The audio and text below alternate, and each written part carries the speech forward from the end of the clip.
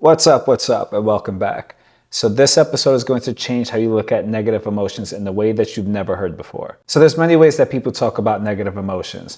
In some ways, it's something that you want to avoid and try to get away from at all costs so it doesn't affect your manifestations. Other people want you to integrate it, to see it as parts of you to love. All of these, there's no wrong answer. But there's a better way to see what's actually happening when you're feeling anything less than good. So what you want to realize is you are in a constant relationship with yourself. There's no off switch, right? So you're constantly experiencing this relationship with yourself in real time. So when people talk about self-love practices, that means only when they're practicing that self-love, they're showing up for this relationship.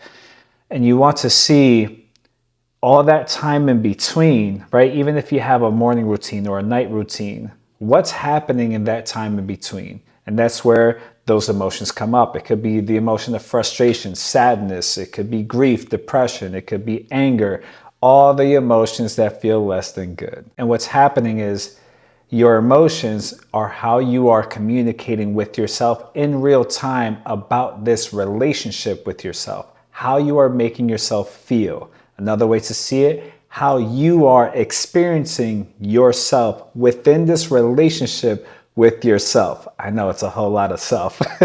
And this is what people are talking about in spirituality. When you see literally everything is labeled in some way, shape, or form of being awakened or awoke. However you want to see it. There's some way of all of a sudden you're aware now of what's going on.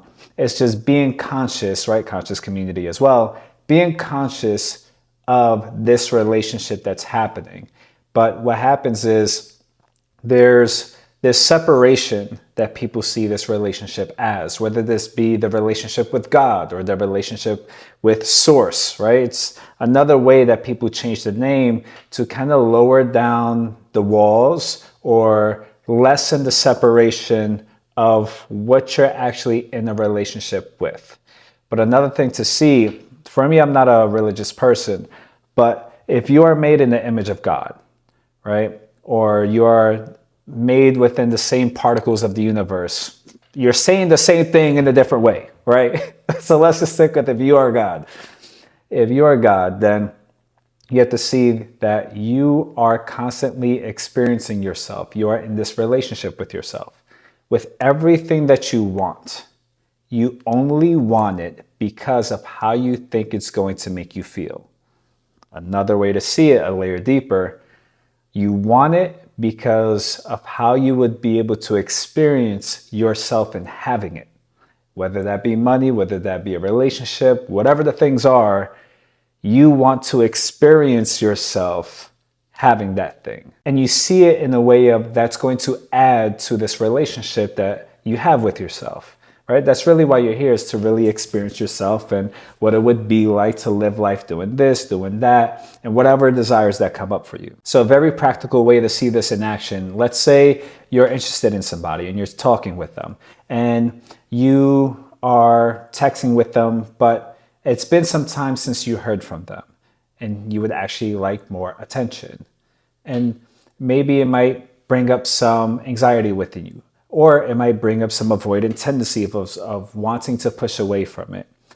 However it's making you feel from not hearing from this person, right? Maybe it feels like you're not being seen, you're not being acknowledged, you're not really getting the attention from the person that you want attention from. Those thoughts are coming up because you are using that thought, right, as a means to communicate with yourself of, hey, this thought, right, that imagery of this person really not being as invested as you are is how you are making me feel in this moment, right? This is what you're saying to yourself of how you're feeling in real time in this relationship with yourself. And as you see it that way, it's like, okay, how would you like to give yourself attention? How would you like for yourself to be seen? And what you're doing now is, instead of pushing away the negative emotion, you're showing up for the conversation that is taking place with yourself. So Again, it appears like you want attention from this person that you are interested in, right? That you are wanting to date or you are dating. But that yearning that's tied to that thought of wanting more attention from this person. You have to understand you are so clever. You are so brilliant. You are bringing up that thought or even a past memory, right? Of where you felt invisible, where you felt that you're not being acknowledged. You're bringing that up as a clear visual for yourself to see, hey, this is how you're making me feel in this relationship with myself, with you, right? And as you see it that way, it's like, oh, okay, cool. This is just a way, a means for me to communicate with myself. Same thing with, let's say, your car, for example. The lights on the dashboard are not bad. If a light goes off, it's the car communicating with you of what it needs. And let's say there's the gas light that goes off. It needs gas. Same thing with tire pressure, everything. It's not like you see the light go off, you're like yelling at the car. I mean, some people do, you don't really have to. You see the light and it's just, okay, the light doesn't mean that the car is bad. The light doesn't mean that there's anything wrong with the car. It's just the current state of the car in this moment needs gas. So when you have that yearning and you're like, damn, I wish this person would reach out to me, and you're feeling like you're missing them or you're longing them, and these thoughts come up of like, damn, I don't know why they haven't reached out to me, or some memories come up of, the last person abandoned me or whatever.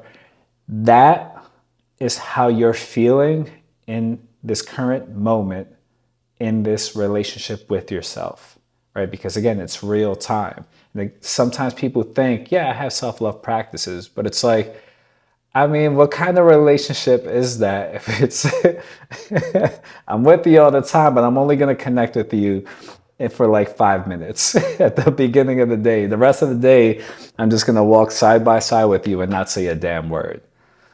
I mean, even think about that though, when the thought of how aware and conscious you get to be with yourself of this relationship with yourself and what you're wanting and needing. There could be a thought of like, damn, that's a lot of work. That's a lot of effort to give myself that much attention throughout the day. Like, why can't I just chill and just like scroll on my phone and do stuff? But think about what you just said. Think about the fact that you are wanting more attention from yourself, right? You're asking for more attention. And the thought is like, that's going to be a lot of work. In other words, like, it's a little too much. And that's the fear of, what if somebody else feels like I am asking for too much or I am being too much? I don't want somebody to feel the same way about me that I do about me. And as you see, oh, shit, damn. You can just show up and give yourself the attention right here, right now, which is pretty much what presence is. You're being present with yourself. You're being present in this relationship with yourself. And you'll notice as you're doing that, now that discomfort, that negative emotion, the pain of that yearning, that longing, it just dissolves away. You don't need it anymore because you heard the call. You listen to the conversation. You didn't ignore and distract and push away. You actually showed up like, oh, this is what you're asking of me. I'll give it to you right now.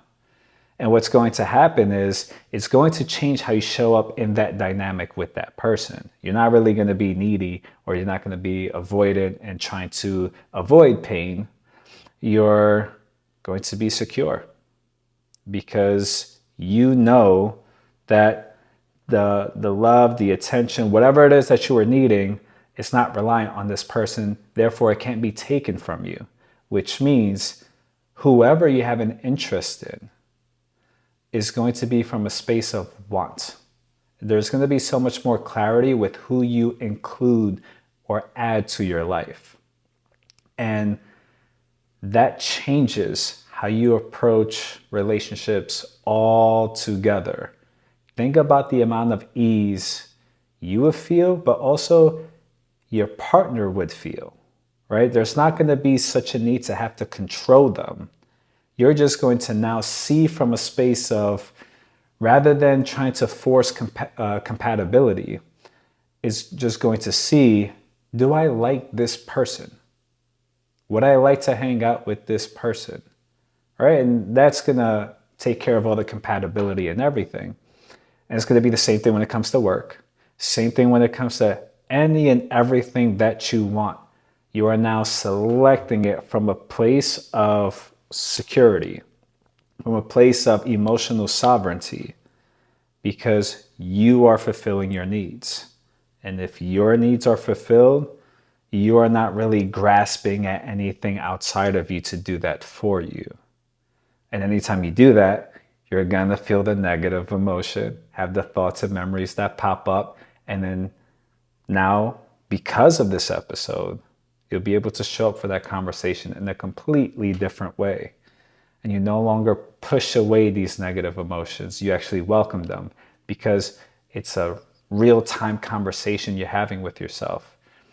And if you can imagine how great it would feel for somebody to be that attentive to you, that's what you're asking of yourself. Because again, you are experiencing yourself in everything you want. You are experiencing yourself in that relationship. You're experiencing yourself in work. But when that detachment comes, when you feel like life has gone to hell and you want to just get away from everything, that's like you being vulnerable to somebody and asking for something that's very important to you, and they just straight up walk away. You'd be like, yo, I thought you loved me. What the fuck? So that's how you feel. That's why I feel so intense. So I'm going to expand more on this emotional sovereignty, right? This emotional mastery, because it's a very powerful thing to acknowledge, and it hits everything across the board, from the things that you want, from everything you hear about spirituality, manifestation, all those things is all tied to this relationship with yourself. The only reason people are doing all these things is for this relationship with yourself. And I'm just going to shine a light on how that is. So there's definitely a lot more to come. But I'm wishing you an amazing day. If it's nighttime by you, I'm wishing you an amazing night, and I will catch you later.